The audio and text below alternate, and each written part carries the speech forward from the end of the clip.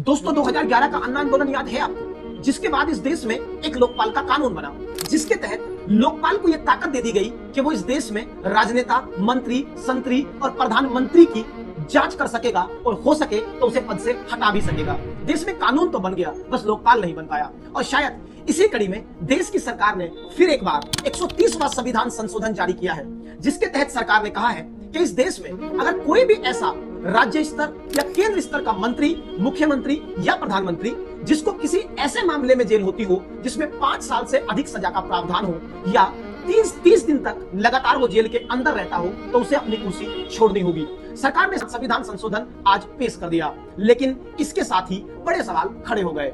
आइए सिलसिलेवार ढंग से बात करते हैं। पहला, इस कानून के अंदर प्रधानमंत्री को भी शामिल किया गया है। क्या इस देश में आप ऐसे किसी अधिकारी को दिया लेकर भी ढूंढ सकते हैं जो प्रधानमंत्री पर एफआईआर या कार्रवाई करने की हिम्मत रखता हो? आइए मैं आपको उदाहरण देता हूं। 2019 का लोकसभा चुनाव, इस देश में एक अधिकारी ने प्रधानमंत्री की चुनाव प्रचार के दौरान हेलीकॉप्टर की जांच की थी। जानते हैं उस अधिकारी पर क्या कार्रवाई हुई थी? उसे तत्काल प्रभाव से सस्पेंड कर दिया गया था।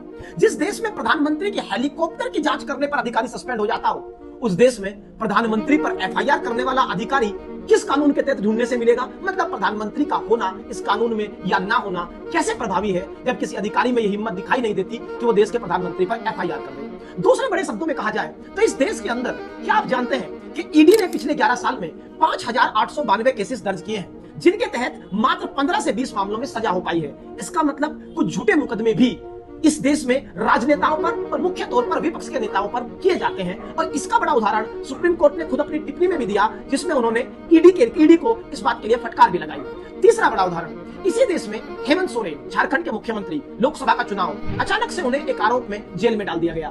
5 महीने वो जेल में रहे, चुनाव टल गया, पार्टी को नुकसान हुआ और अचानक 5 महीने के बाद हाई कोर्ट ने और सुप्रीम कोर्ट ने भी मानते हुए ये कहा कि पर्याप्त सबूत नहीं थे और उनको जेल में डालना सही नहीं था। अगला सबूत, इस देश में सत्येंद्र जैन, जिनको 18 महीने जेल में रखा गया और अभी पिछले महीने सीबीआई ने कोर्ट में कहा कि उनके खिलाफ कोई सबूत नहीं है। अगर इस तरीके से विपक्ष के नेताओं को जेल में डालना इतना आसान है, तो फिर कल किसी को किसी राजनीतिक दृष्टि से जबरदस्ती जेल में डालकर उसकी कुर्सी नहीं छीन ली जाएगी, इस बात की गारंटी कौन देगा? प्रधानमंत्री पर एफआईआर करने के अधिकारी की हिम्मत नहीं है, तो फिर एफआईआर होगी किस पर? क्या सिर्फ विपक्ष पर? इसीलिए तमाम सवाल हैं जिनके जवाब शायद मिलने मुश्किल नजर आ रहे हैं। और सबसे बड़ा सवाल जो इन सब पर भारी है, एक अधिकारी, ब्यूरोक्रेसी क्या इस देश की कार्यपालिका पर भारी हो जाएगी? एक अधिकारी अगर इस देश की कार्यपालिका को दिशा निर्देश देगा, कंट्रोल करेगा, तो फिर क्या इस देश को पुलिस स्टेट बनने की तरफ यह कानून बढ़ा देगा? तमाम सवाल मन में आपके भी हैं और मेरे भी, जवाब का इंतजार रहेगा। Thank you.